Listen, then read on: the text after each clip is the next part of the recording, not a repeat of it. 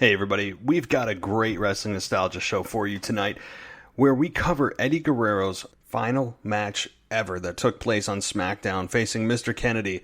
And we've got some audio from that match as well as some overall thoughts about Eddie Guerrero, one of the best ever to lace up a pair of boots. So we're going to get everything started right after this. Do you love pro wrestling and over-the-top comedies? You need to watch the hottest new movie on Amazon Prime. It's called The Bachelor Party Episode 2. It's a Wonderful Lifestyle, The Rise of Showstopper. This film is a parody of Star Wars, Mission Impossible, and other classic movies. It's also the first ever major motion picture produced by wrestling journalists Sean Valentino of the Pro Wrestling Torch and Rich Twilling of ProWrestling.net. The movie is directed by legendary director Tremaine Hayhoe. It also features former WWE Diva and TNA knockout Shelly Martinez in a featured role in a cast of over 50 beautiful models. Also, watch out for a cameo from a WWE legend. In need of a hilarious movie saga during quarantine, Episode 1, The Playboy's Impossible Mission, is streaming on YouTube, and the hottest new movie out right now is The Bachelor Party Episode 2, It's a Wonderful Lifestyle, The Rise of Showstopper. Watch now on Amazon Prime. Hey guys, so retirement may or may not be something that you're really thinking about, but even if you are years and years away, I mean, I'm 20 years away from retirement, but it's something that we should all be thinking about. There's a company that has retirement plans that you can invest in precious metals like gold, silver, and cryptocurrency. There's also a big opportunity to grow retirement and grow income for either your personal or a business. And anyone who signs up at this website receives a free investment kit and gift. So what is this website? It's brightmoneyinvestments.com. That's brightmoneyinvestments.com. You can diversify and grow with metals and cryptos, and you can even talk to someone there to get a better idea of what you should be investing in. So head on over to brightmoneyinvestments.com. It's time for your weekly fix of wrestling nostalgia when we look at wrestling's past eras, from the Attitude Era to the Reality Era. I'd like to think that maybe this company will be better after Vince McMahon's dead, but the fact is, it's going to get taken over by his idiotic daughter and his doofus son-in-law and the rest of his stupid family. To today, here on the WWE Podcast.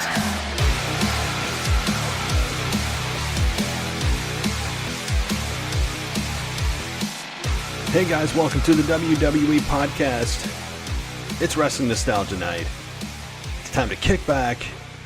It's time to get in your time machine and come with me as we look at a moment in the history of WWE. We look at a significant moment, one that in this case we didn't know we were having, right?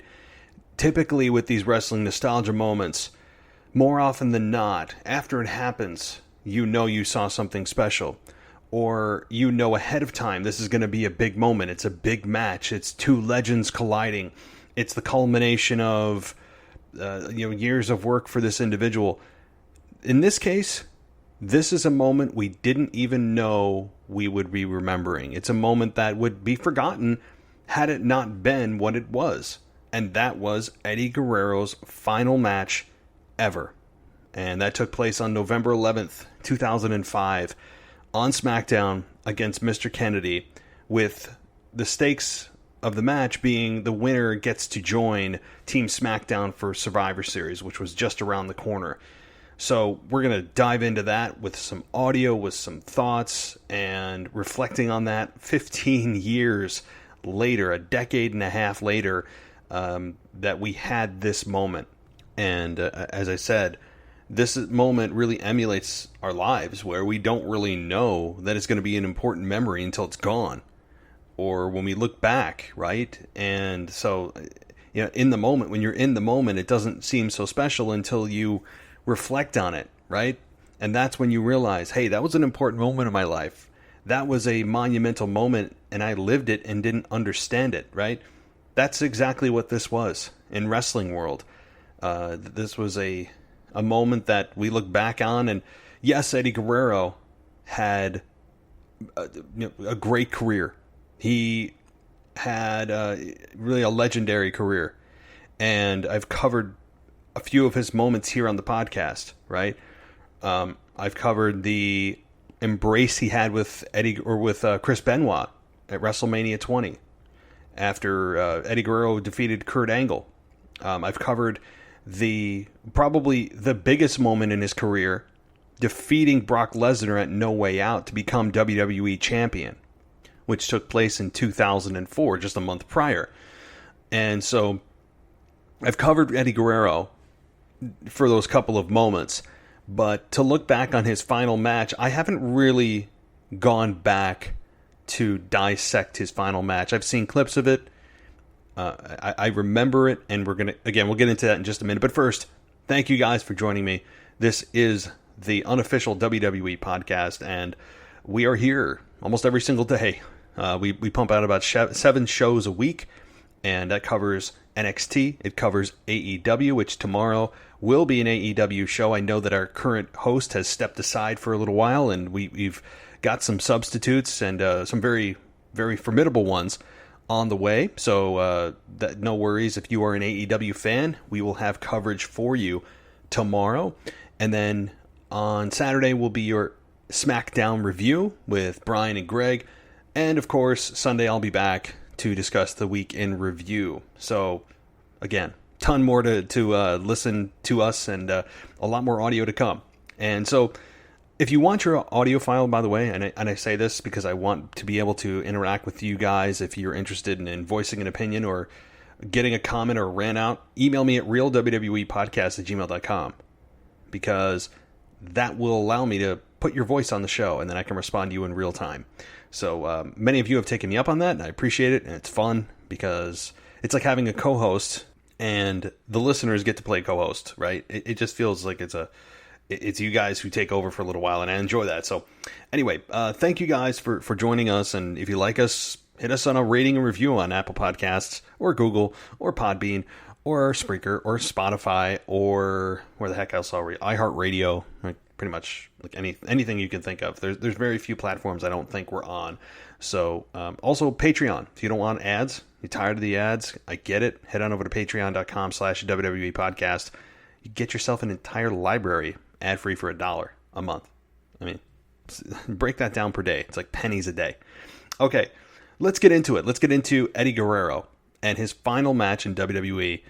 And you guys like myself, I'm sure if you're listening to this and you're listening to a nostalgic episode, more than likely, you are a longtime wrestling fan, meaning 10 plus years or 15 years. Now, you may have or may not have been watching wrestling while Eddie Guerrero was in his prime in WWE.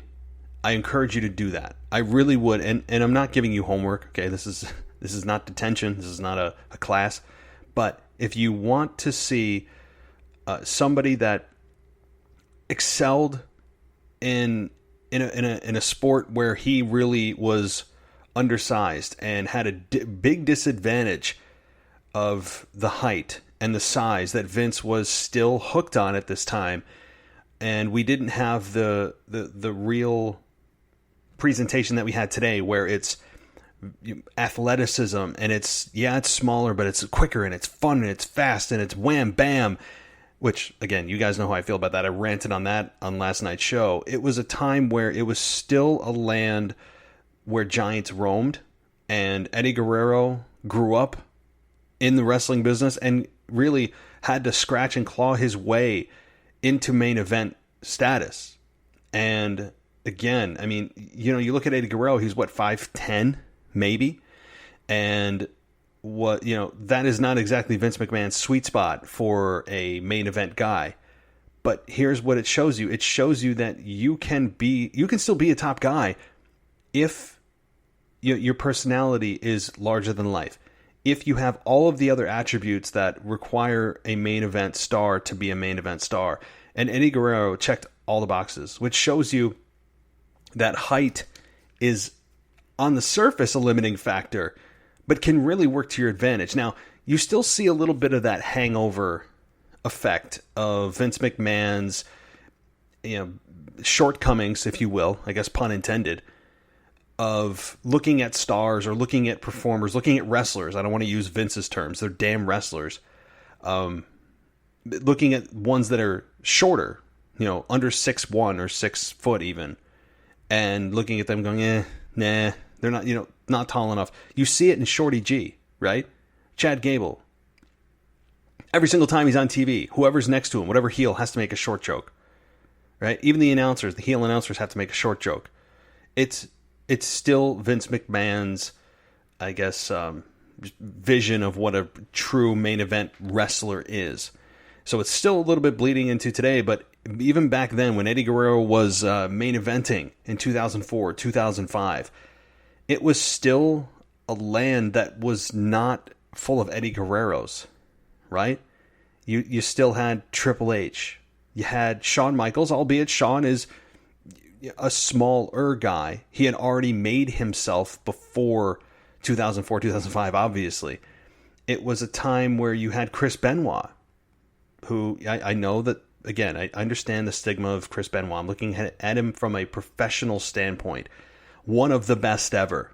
That'll never be recognized because of what happened. Understandably, I don't know how really any amount of time that can go by where WWE won't be criticized if they ever recognize the accomplishments of Chris.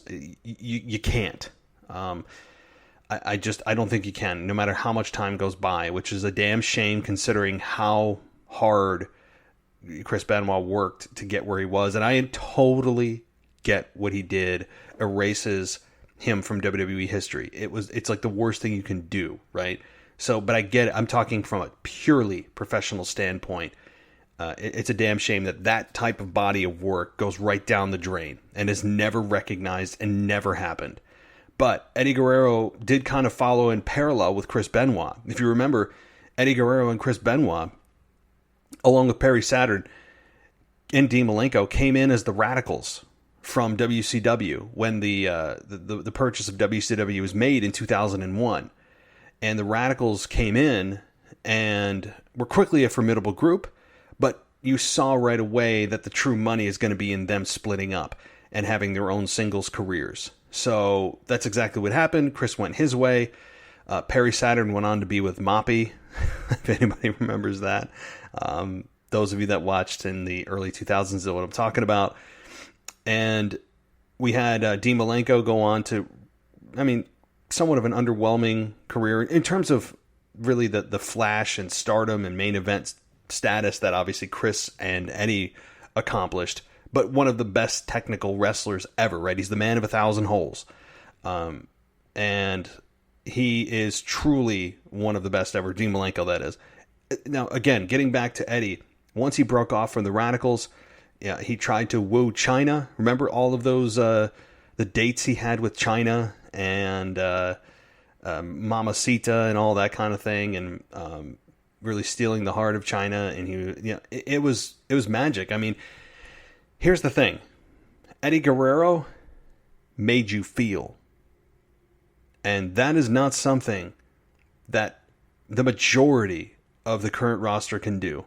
Or at least the priority for WWE and its creative team and mission is to make fans feel. They may say that on the surface, but their execution says otherwise, right? Eddie Guerrero just had it. He got it. And there's nobody that I can remember in the history of WWE that made me feel more of a range of emotion than Eddie Guerrero. Nobody. And yes, Stone Cold, still my favorite wrestler of all time. That's not changing. The Rock, yes, one of the best ever, one of the funniest, most entertaining. You know how it goes. Triple H, one of the best heels of all time. Made me angry so many times. I think one of the most underrated heels is Triple H.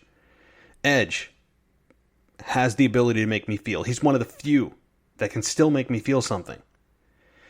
And that's a really, really critical skill. Randy Orton right now, making me feel something for the first time in a long time with his character. Because he's actually motivated. that is something that is absolutely critical for you to have if you want to make big money as a wrestler, as a WWE star. You need to make people feel without it being produced by a creative team. Meaning you kind of have to find it yourself. You have to find and know exactly what your character is, who he is, and all angles of it. That is difficult to do. I'm not saying it's easy, but right now in today's current product, again, Edge makes me feel something. Randy makes me feel something, some kind of true emotion. But Eddie Guerrero tops everyone. Eddie Guerrero just had it. And I don't know about you, but back in 2005, depending on your age, I mean, you may be anywhere from not born to you may have been in your 30s or 40s or 50s, right? Myself, in 2005, I was 20 years old. So do the math. I was 20 years old. Partying was my life. I was in college. I was down in Myrtle Beach, all this thing. So like partying and drinking and all that stuff was really what I lived for. And yet wrestling was still a huge part of my life. And I just, even at 20 years old, I was very attached to the Eddie Guerrero character. He made you feel angry when he ever wanted to. He made you feel sadness. He made you feel happy for him, right? When he won the WWE Championship, WWE, yeah, it was WWE by then, Championship from Brock Lesnar at No Way Out, 2004. That, I mean, the true emotion from Eddie is not produced. It's not written. It just happened and you felt it. He had the uncanny ability to connect. That is not something that is produced. You can't write it. You can't wish it. You either get it or you don't. Right? Because I could go out with the same script as somebody next to me. The same exact words. And I could connect. And the person next to me doesn't. Or vice versa. So it's all about the connection. And Eddie had an unbelievable connection, which still resonates today. 15 years later, you still hear Eddie Guerrero chants. Right? Because of the connection that we all felt with Eddie. And again, if you have not seen Eddie Guerrero, or you're unfamiliar, just want to refresh yourself, I mean, go to the network. Go to the network, and I would encourage you to watch his promos, watch his matches, obviously, and just watch the nuances, the little things he does to make it authentic. He felt like a true, authentic character. So, alrighty, well, let's kind of dive in, right? Like, let's get to this match. Let's get to the final match Eddie Guerrero ever had. And again, we didn't know it was the final match. I remember watching this match live, not just in retrospect of, oh my God, that was his last match, and remembering it that way. I remember watching this match in real time when it was actually November 11th, 2005, and we all thought Eddie Guerrero was going to live until infinity, right? And we just felt he was 10 years away from retirement. And, it was, to me, if you're going to go out on this kind of match, if you're going to go out like Eddie being Eddie Guerrero, there's really no better way to go out. Of course, you could have a fairy tale ending of if he knew truly it was going to be his final match ever in his entire life. I'm sure he would want his entire family there, winning the championship, going out on top, and then knowing he's going to, pass away, right? But we don't have that luxury. Many of us probably won't ever.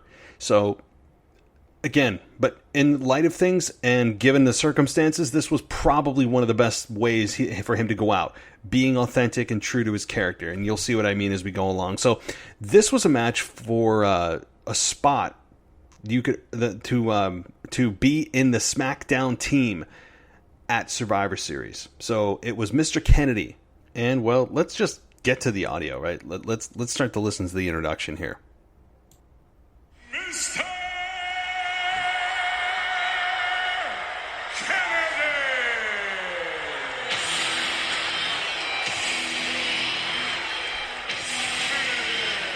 We're going to determine right now in this following contest is a Survivor Series team qualifying match scheduled for one fall. In the ring from Green Bay, best part of the night when Tony doesn't talk.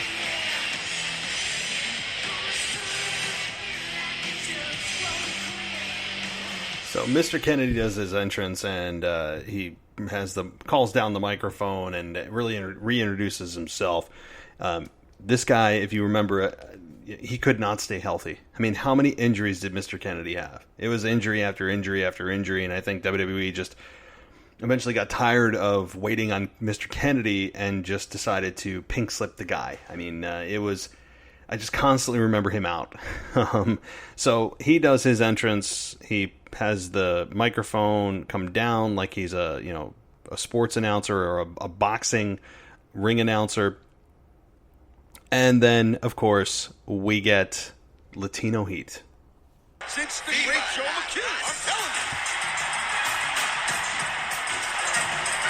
Latino Heat calls. And from El Paso, Texas, weighing in at 228 pounds, Eddie Guerrero. And remember, it was Eddie Guerrero's new buddy, Batista, the World Heavyweight Champion, who brought the World Rider back in the fold, who told Eddie, come on, let's have fun again, Eddie. And Eddie Guerrero's been having a lot of fun. And he'll be having a lot of fun tonight if he can join his buddy Batista on the SmackDown Survivor Series team. Hey, I think it's great, too, that the collection of Eddie Guerrero and Lowriders are back in the house on Friday Night SmackDown. That is what Latino Heat represents. That's what he's about, baby. And this is what General Manager Theodore Long's all about. This has been like a special SmackDown here tonight. Survivor Series qualifying matchups all night long. So we got the introductions there. Eddie comes out as Lowrider.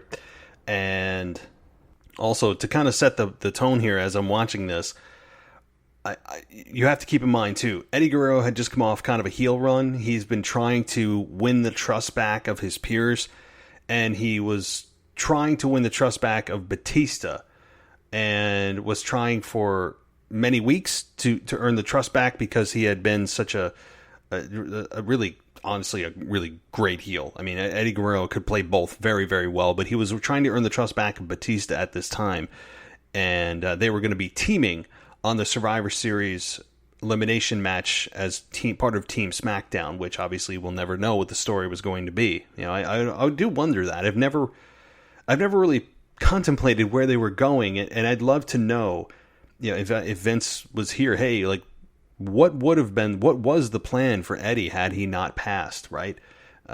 Now, whether you get a truthful answer or not, because it's all in retrospect, you know, I don't want him fluffing it up saying, oh, we would have made him champion, but you know, we don't know. We'll never know what the actual true plan was for Eddie beyond this time. But here we go. I mean, Eddie Guerrero in his absolute final match, and it's just crazy, right? Like, when you look at him, he looks like $1 million. And you're wondering, how did this guy have a heart attack, right? How, you know, again, on the surface, you look at him, there's just no way, right? But you have to remember, like, all the previous years of drug and substance abuse takes a toll. After many, many years, I mean, that was one of his big struggles of staying sober, and it just weakened his heart. And, you know, it's really unfortunate, obviously. And so, okay, well, let's get to something a little happier here, and let's listen to some audio here from right around the middle of the match.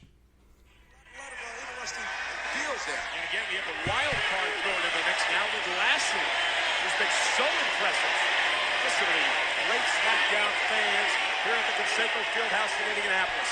Back in Eddie Guerrero from the get-go. Kennedy wants to shake hands. Oldest trick in the book against a guy who's been around the block. Whoa! There we go. This is what Kennedy's all about. He didn't show anybody any respect in the ring. Never does. You know what? Guerrero probably likes that. Look at Eddie. He's smiling. Don't be fooled.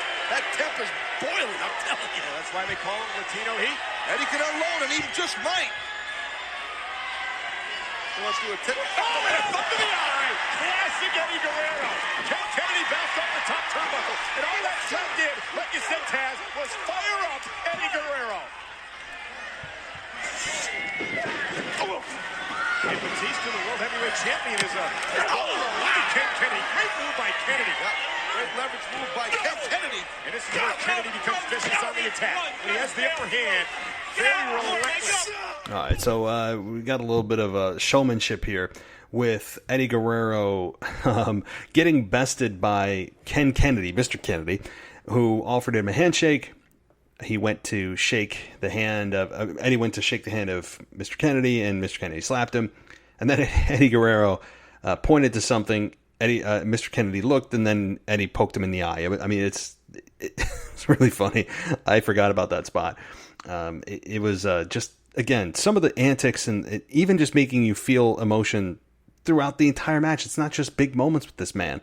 And you know who I see in him right now currently is Angel Garza. And he looks like an older Angel Garza. And Angel Garza looks like a younger Eddie Guerrero. Now, I think it's a little unfair to compare Eddie Guerrero and Angel Garza, given that they are worlds and light years apart. It's just from a visual perspective is the only real similarity right now. But it's just kind of an interesting note. Man, it's just crazy knowing that in just a few days, this man is not going to be there. It's just weird, right? Strange stuff. So, as we go on here, Eddie was lying and cheating and stealing, so let's see how that pans out. Guerrero's got that big grin on his face. And Kennedy's about to eat the... Eddie realizing the referee's coming to here. What the hell? And he's tossed the evidence to Kennedy. This is classic Eddie. Oh, my God. Kennedy caught red-handed. Oh, my God. Kennedy caught red-handed. God, you gotta be kidding The me. winner of this match as a result of a disqualification, Eddie Guerrero. It's vintage Eddie Guerrero, lying and cheating and stealing.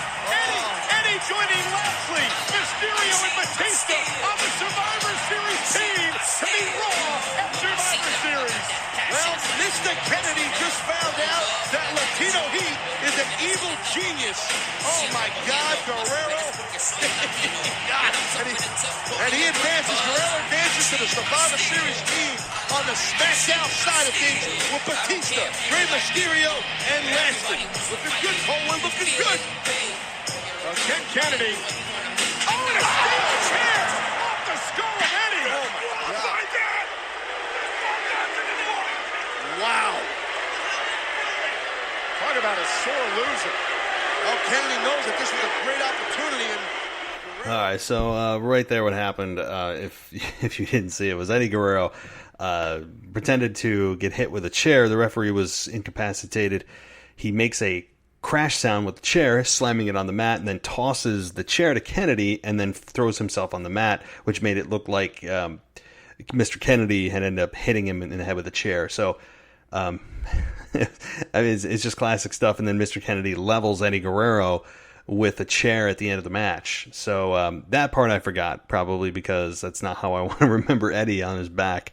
But so Eddie ended up winning his final match via the lying and cheating and stealing methodology that he was so well known for. And it was, again, it was just such just a freaking joy to watch him, even just these few minutes, right? It's just a guy that is just got it down. And so, all right, well, again, I'd encourage you guys to go watch this match. I know that this is not a long match. In fact, it's about 9 minutes, and that's not even bell to bell. That's including the beginning, the entrances and the after match antics. So there's not a ton to see here, but it is just knowing. I think the whole key to this is just knowing that this is his final match, and just knowing that at the time you were watching, you didn't know. You didn't know that you'd never see Eddie Guerrero again. I don't think nobody did, right? So it was a special match from that perspective. If this was not his final match, this would have just been another one of his countless lying, cheating, and stealing matches that he was known for. I mean, it would just we would have all just kind of filed it away in our memory banks for just another one in the bank for Eddie, right? It was just a really, really fun match, and the crowd was into it, and rightfully so. Again, Eddie was trying at this time to do a little bit of repair friendship-wise. He was trying to appease Rey Mysterio who had just done the whole Dominic situation with Eddie. If you remember that whole conundrum, right? Where he put up Dominic as like a stipulation in a match, and if he won, then he would earn the right to take custody of Dominic. I mean, it was just, Eddie Guerrero could be an evil SOB. And at this time, he was turning back to babyface, and he was trying to really mend fences with a lot of people that he had done wrong. Batista, who was world champion at the time. Rey Mysterio, which I just mentioned with the whole Dominic custody match. I think it was a ladder match, wasn't it? A ladder match with custody papers at the top of the ladder, I believe. And I mean, so he had a lot of people to try to win back over and to try to gain trust back, which took a long time. And again, I really wish we knew where WWE was going, if it was just a setup for a bigger heel turn, like what Austin tried to do with the Alliance, and turn on WWF again and join the Alliance and become the leader, or if it was truly a long-term babyface run. I mean, I would hope it would be the latter, because this is a guy that he could talk, he could wrestle. I mean, he could do it all. And if you didn't notice, I'll point it out to you. Michael Cole and Taz on commentary. Great team, by the way. Underrated team. He called the people in attendance fans. Wow. That's just because, that's what they are. They're not a part of a universe, right? We're not out there floating among the white dwarves and the stars and I'm not going past the moon. We're not part of a universe. So stop it. I never, ever, ever, and still never can get used to the universe label that WWE puts on their fans. Can't just call us fans. Is the term fans that outdated? Does it? I think it's also just really a way to try to remove themselves again from being pro wrestling, right? Because fans of a sport are called just that, fans, right? So if you have somebody calling you, instead of a fan, you're part of the WWE universe, well, what is that, right? It's so ambiguous. What does that even mean? What does it mean to be part of the WWE universe? It's such a vague, grotesque type of term. I never can get used to it. They labeled us that, 10 years ago, it feels like.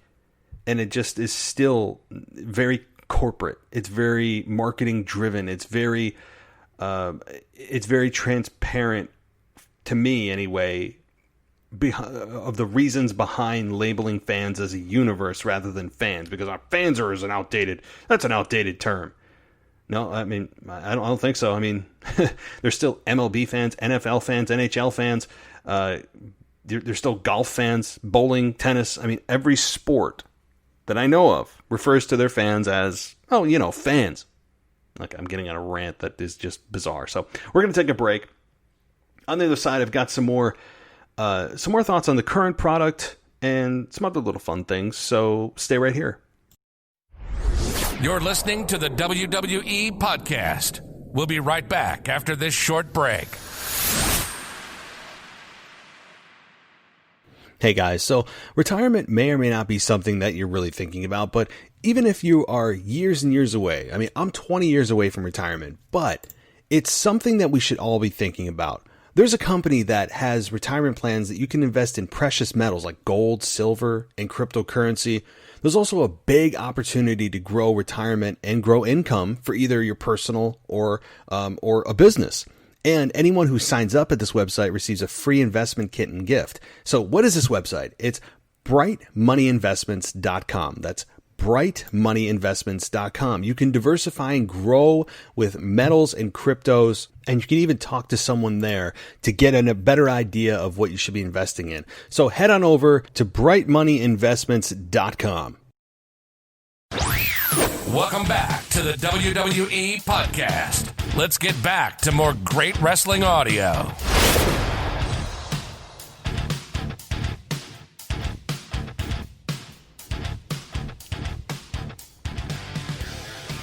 All right, let's get into it, and let's go into something that's been going through the news wire today, something that kind of popped up that was a big story. Matt Riddle, who has been the focal point of a sexual assault allegation by Candy Cartwright, an independent wrestler. Matt Riddle and Candy Cartwright had a sexual relationship. Matt Riddle admitted to cheating on his wife with this woman. They had an affair. But he remains constant that he did not sexually assault this woman in any way. And he talks about how she has been texting him and using messaging apps to text him and then finding out his new number and coming to the arena, all these like crazy things that he's painting her as a complete psychopath. Right? And she's trying to present evidence otherwise, that there was this car ride in which he sexually assaulted her and all these things. So it's really a he said, she said deal.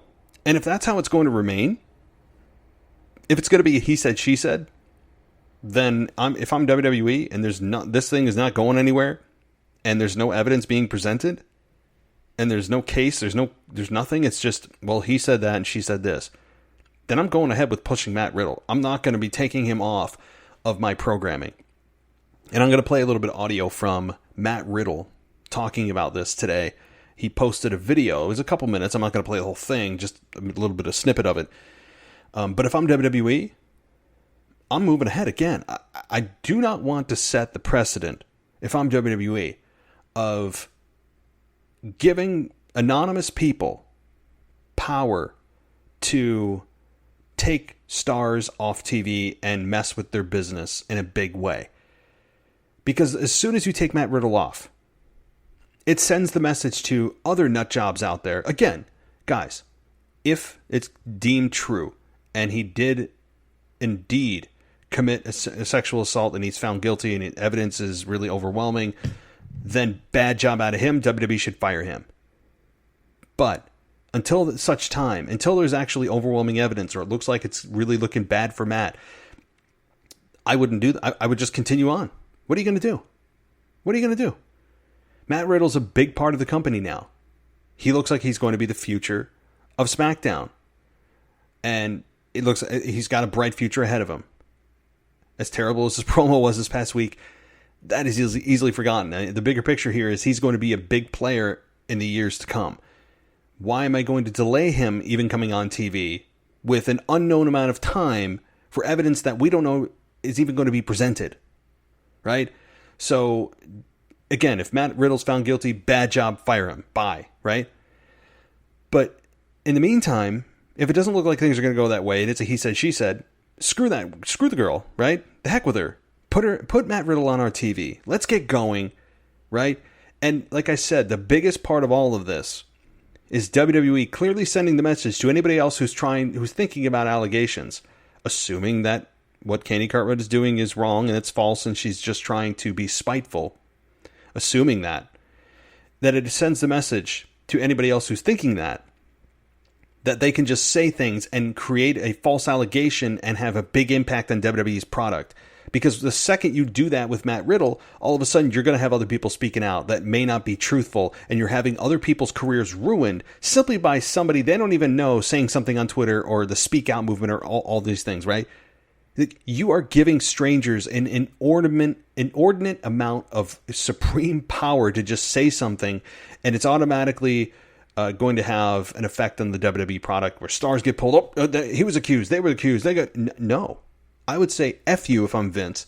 Let's let the evidence speak for itself. I'm not going to just go with, you're guilty until proven innocent, take him off TV, take her off TV, right? No, this is not Stone Cold's court of law where you're guilty until proven innocent, right? So that's my take. So let's listen to Matt Riddle and his explanation of things that are happening. And again, I'm not going to play the whole thing. I know it's only a couple of minutes, but that's a long time to listen to something on a podcast. So let's take a listen, and then I'll respond. I'm going to make this quick. I have never in my entire life sexually assaulted a man woman, or anybody. And that includes Samantha Table, Candy Cartwright. I never sexually assaulted you. The story about that band trip and the driver being asleep and me forcing you to do stuff and hop on whatever is a complete lie. It's a fabricated story because you're still mad. You know why you're mad? Because yes, you're right. We had an affair. You have plenty of evidence of that. And you know what? I never denied it because it happened. Do I want to talk about it? Do I really want to share about it? No. It's embarrassing because I feel like a real piece of crap cheating on my wife and doing that and now having to talk about it publicly. But I have to. We had a relationship. We had a fling. I started to get sad and depressed because I was lying to my wife so much to hide what I was doing. And I was lying to all my friends because I didn't want anybody to know.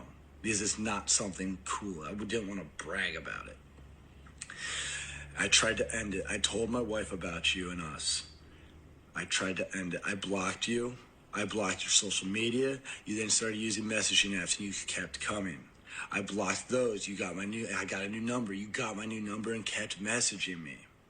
You literally got on social media accounts for other companies, kept messaging me until I blocked them. Now you have literally started harassing me, showing up to hotels, harassing my friends. Where is he? Where is he? Where is he? At this point, you have to realize if you don't think you're stalking me or harassing me, you're crazy. And if you are at home and you don't think that's harassment, you're crazy. All right, so that's basically the gist of it with Matt Riddle just laying into her that she's just crazy. And again, does doubt creep into your mind that Matt Riddle is just denying it because there's no evidence that he actually assaulted her? Maybe. And maybe he's only admitting to his affair because there's evidence of that, right? That's probably the only reason. And this is such just a story that I don't think we'll ever get the full truth from it. It's just one of those he said, she said in terms of the actual assault. There's no question about the affair. That's not, obviously that's a bad job out of him, but it's the assault that WWE has a problem with. Not necessarily the cheating, because let's face it, right? In WWE, in that lifestyle, there's probably more of that going on than meets the eye, right? I mean, you're on the road, you're with you're with your coworkers that are also on the road with you. You're never home. It's really a perfect lifestyle that would promote that type of activity.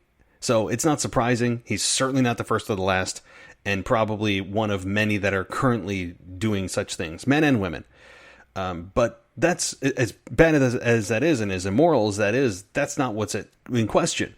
It's really about the assault. And again, if WWE was asking me what to do, I'd do exactly what they do. Move forward. I mean, again, if it turns out he was lying and there's more evidence and it becomes overwhelming, you terminate him. End of subject. You immediately terminate. It's over, and then you move on. But right now, why mess up your product for something that's not proven and for a single accusation, right? So, okay, I think I've buried that into the ground, but let me know what you guys think. Do you think Matt Riddle is lying?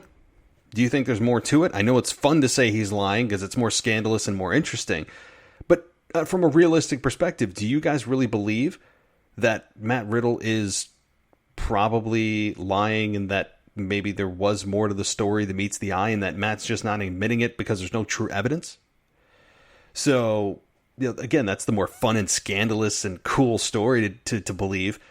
But I don't know, right? I mean, it all also depends on your perspective. Are you a man or a woman listening to this? Have you had, have you had things like this happen to you? Have you been sexually assaulted? If you have, then you're probably more likely to believe that he did commit this.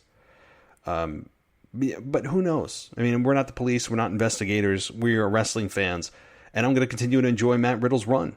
And I do foresee a very bright future ahead of him. I do foresee many years of title runs and hopefully better promos. And hopefully that frostbite wears off his feet. I mean, oh boy. If you didn't hear my rant on that, by the way, just go back to my my show on Sunday with Michael Gross, who him and I went on quite a rant about Matt Riddle and his promo and the frostbite explanation, which made no sense. Zero on SmackDown. It made none. You know why it made no sense? Because if you got truly frostbite and you had actual nerve damage, you would have some discoloration on your feet, number one. Number two, you wouldn't be able to compete at that high level, because if you say you don't have feeling in your feet, then you wouldn't be able to maneuver and have muscle control if you have no feeling in your feet. To be able to compete at that level would be super dangerous, and you probably would end up hurting yourself even more. And to say that you don't wear shoes because it makes your feet feel like they're burning up and gives you the feeling of frostbite again is simply scientifically inaccurate. That's not how frostbite works. Like, none of that made any sense. Whoever came up with this promo has never opened a science book, has really never really probably written for a TV show before, or if they have, it's been like, comedy or cartoons or something. It was bad. Bad explanation. just bad. So anyway, this isn't a SmackDown review, but we're on the Matt Riddle subject. So, okay. Well, I hope you guys enjoyed the nostalgia tonight. I know I did. Nostalgia nights are always fun. You get to go back, and we have covered Eddie Guerrero here before. I know we have. We've covered him on, again, the Brock Lesnar incident a couple of times, or Brock Lesnar match at No Way Out 2004, when he won his first championship, world championship. And of course, the moment at WrestleMania 20 with him and Chris Benoit embracing and beating Kurt Angle that night as well. We've covered that. But we've never covered Eddie Guerrero's final match ever. And, again, I'd encourage you to go watch that. And really the untold story of Eddie Guerrero, which is available on the network, of WWE Network too. So, because I think it'll give you a glimpse into, when a performer, when a wrestler can make you feel something, why you love pro wrestling. He will make you remember instantly why you love wrestling. And it's just such a stark contrast to what you see today in a very, very strict, controlled, micromanaged, scripted environment that is WWE, where they rely on memorization of lines, and they rely on just high spots and cool moves to cover for the lack of true character development and great stories being told. That is what today's wrestling is. And I will forever be a WWE fan, but it's very superficial. It's very superficial. It's not deep. And then there's no other way for me to describe it. So, alrighty, well, thank you guys for listening. Tomorrow will be your NXT and your AEW reviews. And then I'll be back Sunday for your weekend review. And of course, Brian and Greg will be with you on Saturday for your SmackDown review as well, for the full in-depth SmackDown review. So a lot of great shows coming for you guys as we roll into the heart of summer here. Hope everyone's staying cool. I've got my air conditioning running about 24/7 right now. It's hot. It's very, very hot up here. Mid-90s in humidity. But those of you listening and, probably anywhere Virginia South are just laughing, right? Like, that's just kind of your daily routine through October. But nonetheless, thank you guys for listening. Hit me up on Twitter, or not on Twitter. I just say that out of muscle reflex because I don't have Twitter. On Instagram at WWE_podcast, and on Facebook at facebook.com/the WWE podcast. And I post things there. I'm trying to do more video there. And WWEpodcast.com is where you can, of course, find all of your podcasts as well. So thanks so much, guys. As always, talk to you soon. Hey guys, so retirement may or may not be something that you're really thinking about, but even if you are years and years away, I mean, I'm 20 years away from retirement, but it's something that we should all be thinking about. There's a company that has retirement plans that you can invest in precious metals like gold, silver, and cryptocurrency. There's also a big opportunity to grow retirement and grow income for either your personal or a business. And anyone who signs up at this website receives a free investment kit and gift. So what is this website? It's brightmoneyinvestments.com. That's brightmoneyinvestments.com. You can diversify and grow with metals and cryptos, and you can even talk to someone there to get a better idea of what you should be investing in. So head on over to brightmoneyinvestments.com.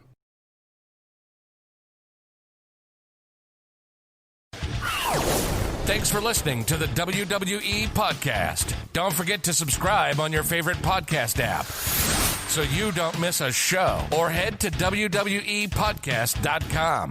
And for all of these shows ad-free, head over to patreon.com/WWE Podcast. Until then, we'll see you next time.